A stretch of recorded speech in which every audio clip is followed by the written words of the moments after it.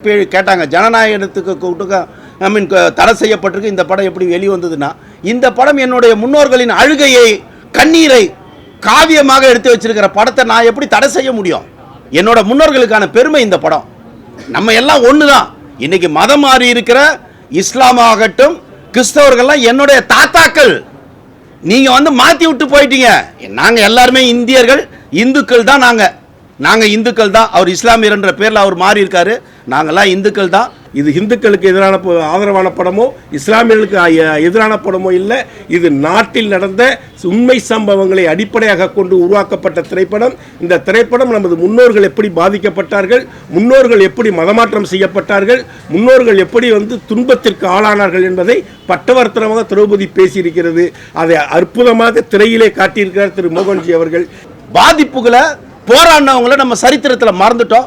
அந்த சரித்திரத்தை மிக துணிச்சலாக மோகன்ஜி சொல்லியிருக்கிறார். நேதாஜிக்கு அப்புறம் துணிச்சல்னா அது மோகன்ஜி தான். அந்த மாதிரி எனக்கு ஒரு தைரியம் தெரிஞ்சுது. ஏன்னா இந்த விஷயங்களை சொல்றதுக்கு ஒரு தைரியம் வேணும். தயங்கி நம்ம உண்மையிலேயே சொல்றதுக்கு பயப்படுறோம்.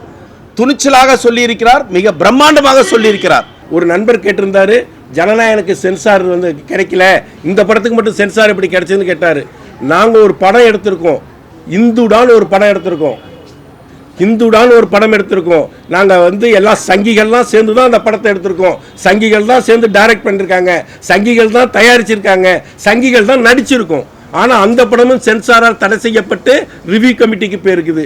ஸோ சென்சார் இது விஜய் படமா, அரசியல் ரீதியாக பழி வாங்கணுமா, இது பிஜேபி படமா, இதை வெளியிட்டலாமாங்கிற அடிப்படையில் செயல்படலை என்பதற்கு எங்கள் ஹிந்துடா படம் ரிவ்யூ கமிட்டிக்கு போயிருக்கிறது தான் அத்தாட்சி. ஊடக நண்பர்களுக்கு வணக்கம். இந்த படம் திரௌபதி. அதுக்கு கீழே என்ன போட்டுக்கணும்னு நான் எதிர்பார்க்குறேன்னா, பொன்னியின் செல்வன் அப்படின்னு போட்டதுக்கு பதிலாக கீழே பொன்னியின் செல்வி அப்படின்னு போட்டிருந்தா. ஏன்னா பொன்னியின் செல்வன்ற படம் பார்த்தீங்கன்னா அது ஒரு முழுக்க சாண்டில்யன் அவர்களுடைய கற்பனை. ஆனால் அவருடைய எழுத்தில் அது உண்மையாக இருக்குமோ நம்மளை நம்ப வச்சுது. அதை திரு மணிரத்னம் அவரால் முடிஞ்ச அளவுக்கு எடுத்தார். திரு மோகன்ஜி அவர்கள் நம் மக்கள் முன்னோர்கள், இந்த பாரத நாட்டில் பிறந்த முன்னோர்கள் எப்படியெல்லாம் பாதிக்கப்பட்டார்கள் படையெடுப்புகளால். எனக்கு ஒரு இடம் ரொம்ப பிடிச்சிருந்தது. இன்னைக்கு மதம் மாறி இருக்கிற அத்தனை பேரும் எல்லாமே இந்த பாரத மண்ணில் பிறந்த இப்போதைய இந்துக்கள். அப்போது அவர்களுக்கு இந்துக்கள்னு பேர் இல்லை, மொத்தத்தில் மனிதராக இருந்தான். எப்போ ஒரு இஸ்லாமிய மதமும் ஒரு வெள்ளக்காரர்களும் இங்கே படையெடுக்கும் போது தான் எனக்கு இந்துன்னு தேவைப்பட்டது. இல்லைன்னா நான் இந்து கிடையாது, நான் மனிதன். 4 பிரிவாக இருந்தோம், 4 ஒன்றா தான் இருந்தது. அதை முரட்டுத்தனமாக படையெடுப்பின் பேரில், கொள்ளையடிப்பதின் பேரில் மகா அட்டூழியங்களை பண்ணி சென்றவர்கள், கொள்ளையடித்து சென்றவர்களை நாம் கொண்டாடி கொண்டிருக்கிறோம். 16 வாட்டி படையெடுத்தவன பாராட்டிட்டு இருக்கோம், பாட புத்தகத்தில் வச்சிருக்கோம். பாதிப்புகளை போராடினவங்களை நம்ம சரித்திரத்தில் மறந்துட்டோம். அந்த சரித்திரத்தை மிக துணிச்சலாக மோகன்ஜி சொல்லியிருக்கிறார். நேதாஜிக்கு அப்புறம் துணிச்சல்னா அது மோகன்ஜி தான். அந்த மாதிரி எனக்கு ஒரு தைரியம் தெரிஞ்சுது. ஏன்னா இந்த விஷயங்களை சொல்றதுக்கு ஒரு தைரியம் வேணும். தயங்கி நம்ம உண்மையிலேயே சொல்றதுக்கு பயப்படுறோம். துணிச்சலாக சொல்லியிருக்கிறார், மிக பிரம்மாண்டமாக சொல்லியிருக்கிறார். ஏன்னா நமக்கு தெரியும் எந்த படத்தை எப்படி எடுக்கணும்னு. செகண்ட் அவர் மொத்தமாகவே ஒரு கன்வின்சிங் இருக்குது. எனக்கு படம் பார்க்கும்போது கோட்டைகள், பிரம்மாண்டங்கள் எல்லாமே அழகாக இருக்கிறது. நல்ல கைத்தேர்ந்த நடிப்புகள் எல்லாரும் வழங்கியிருக்காங்க. மொத்தத்தில் நாம் நம் முன்னோர்களுக்கு இந்த படத்தை காணிக்கை செலுத்த வேண்டும். ஏனென்றால் தணிக்கை குழுவும் இதை புரிந்து கொண்டுதான் காணிக்கை செலுத்தியிருக்கிறது என்ற. இப்போ சமீபத்தில் கூட கேட்டாங்க ஜனநாயகத்துக்கு கூட்டுக்க தடை செய்யப்பட்டிருக்கு. இந்த படம் எப்படி வெளிவந்ததுன்னா, இந்த படம் என்னுடைய முன்னோர்களின் அழுகையை கண்ணீரை காவியமாக எடுத்து வச்சிருக்கிற படத்தை நான் எப்படி தடை செய்ய முடியும்? என்னோட முன்னோர்களுக்கான பெருமை இந்த படம். நம்ம எல்லாம் ஒண்ணுதான். இன்னைக்கு மதம் மாறி இருக்கிற இஸ்லாமாகட்டும் கிறிஸ்தவர்கள்லாம் என்னுடைய தாத்தாக்கள். நீங்க மாத்தி விட்டு போயிட்டீங்க. நாங்க எல்லாருமே இந்தியர்கள், இந்துக்கள் தான். நாங்க இந்துக்கள் தான். அவர் இஸ்லாமியர் என்ற பேர்ல அவர் மாறி இருக்காரு. நாங்கெல்லாம் இந்துக்கள் தான்.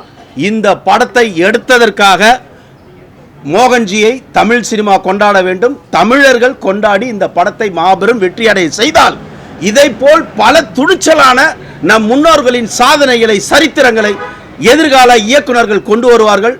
அந்த கொண்டு வருவதற்கான பாதையை மோகன்ஜி அமைத்து வைத்து தந்திருக்கிறார். அதற்காக ஒரு இயக்குநராக மோகன்ஜிக்கு என்னுடைய வாழ்த்துக்கள். நன்றி. அனைவருக்கும் வணக்கம். எனது முன்னோர்கள் பாட்டன் முப்பாட்டன் பூட்டனுக்கு இந்த தருணத்தில் நான் நன்றியை தெரிவித்துக் கொள்கின்றேன். வாளுக்கும் சோத்துக்கும் மதமாறாமல் இந்துவாகவே வாழ்ந்து மறைந்த என் முன்னோர்களுக்கு இத்தருணத்தில் நன்றியை தெரிவித்துக் கொள்வதற்கு கடமைப்பட்டிருக்கிறேன்.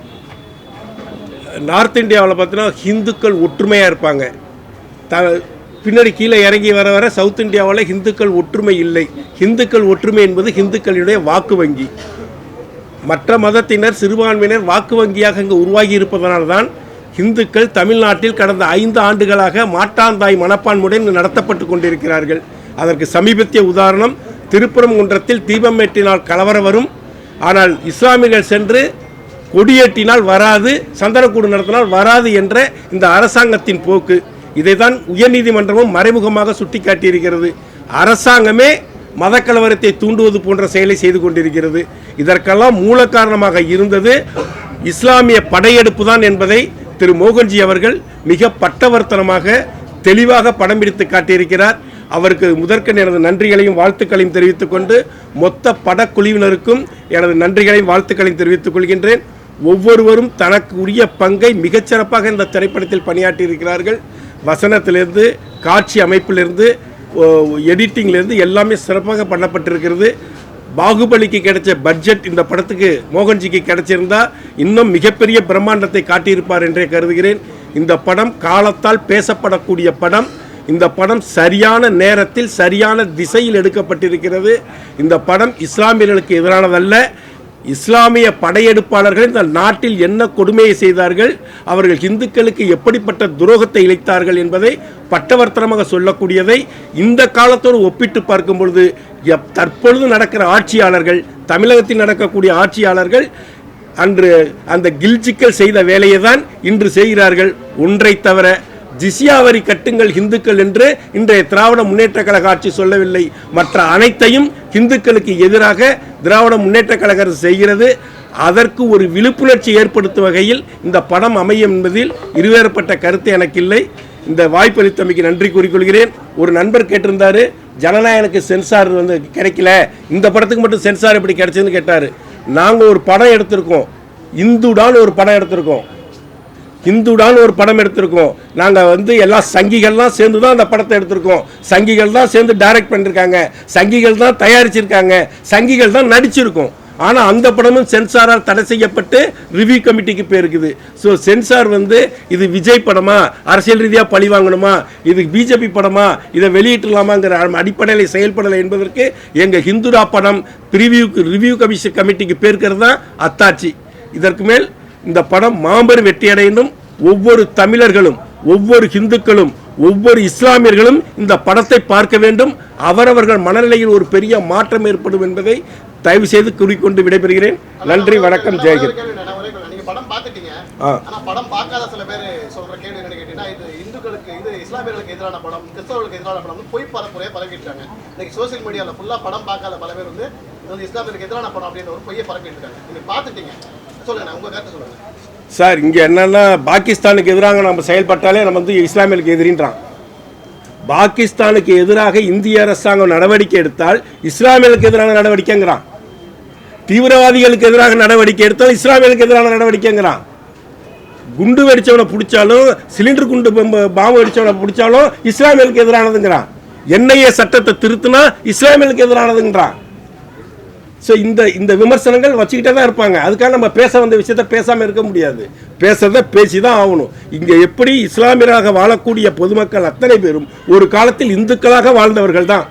அவர்கள் வீட்டில் இன்றும் கூட அவர்களே அறியாமையில் இந்துக்கள் சடங்கு சம்பிரதாயங்கள் கடைபிடிக்க கொண்டுட்டே வருது.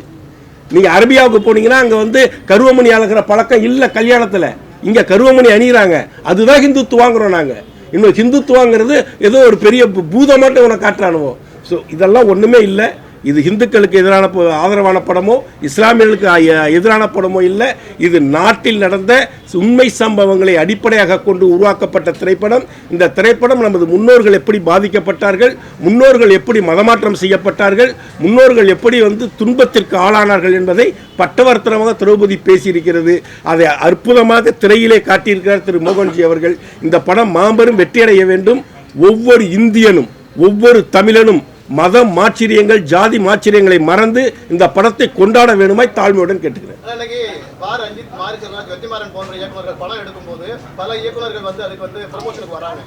ஆனா மோகன்ஜி படம் எடுத்தா இந்த படத்துக்கு ப்ரமோஷன் நம்ம வந்தா ஜாதி முத்திரை குத்திடுவாங்கன்னு சொல்லிட்டு பல இயக்குநர்கள் வரதில்லை. இதை எப்படி பாக்குறீங்க? நாங்களாம் வந்திருக்கோமே, கஸ்தூரி மேடம் வந்தாங்க, ரஞ்சித் சார் வந்திருக்காங்க, நாங்கள் வந்திருக்கோம், பிரவீன் காந்தி வந்திருக்காங்க. இப்போ அவங்கெல்லாம் வந்து ஒரு ஒரு தனக்குள்ள ஒரு அடைப்பணையை போட்டுட்டு வாழ்கிறாங்க சார். ஃபிலிம் இண்டஸ்ட்ரியே திராவிட கட்டுப்பாட்டுக்குள்ளே தானே இருக்குது, திராவிடவாதிகள் தான் அதை கட்டி அணைக்கிறாங்க. கம்யூனிஸ்ட்வாதிகளும் திராவிடவாதிகளும் தான் தமிழ் சினிமாவை ஆக்கிரமிப்பு செஞ்சுருக்காங்க. அதனால தான் எங்கள் போன்ற ஆளுகளுக்கு வாய்ப்பு கிடைக்கிறது இல்லை. அதை பற்றி எங்களுக்கு கவலை இல்லை. அதனால் அவங்களுக்கெல்லாம் நிறைய ஆட்கள் வருவாங்க. அவங்கள்ட்ட பணபலம் இருக்குது, பின்புலம் இருக்குது, ஒரு பெரிய ஆளுங்கட்சிங்கிற சப்போர்ட் இருக்குது. அதற்காக எல்லாரும் வருவாங்க. எங்களுக்கு அதெல்லாம் கிடையாது. நாங்கள் தன்னந்தனி மரமாக இன்னைக்கு எழுந்திருச்சு சுயம்புவாக ஏஞ்சி நிற்கிறார் மோகன்ஜி. அதே போல் காலம் மாறும், ஒரே கட்டத்தில் போயிட்டே இருக்காது. சொல்லப்படக்கூடிய விஷயங்கத்தில் உண்மை இருக்கா, நியாயம் இருக்கா, நேர்மை இருக்கா, சத்தியம் இருக்கா, தரம் இருக்கா, சொன்ன விஷயங்களை அறத்தோடு சொல்லியிருக்காங்களா, இதுதான் அடிப்படை, இதுதான் முக்கியம். அதை மோகன்ஜி மிகச்சிறப்பாக செய்திருக்கிறார். போற்றுவார் போற்றட்டும், தூற்றுவார் தூற்றட்டும், மோகன்ஜியின் புகழ் ஓங்குக என்று கூறி விடைபெறுகிறேன். நன்றி, வணக்கம், ஜெய்ஹிந்த்.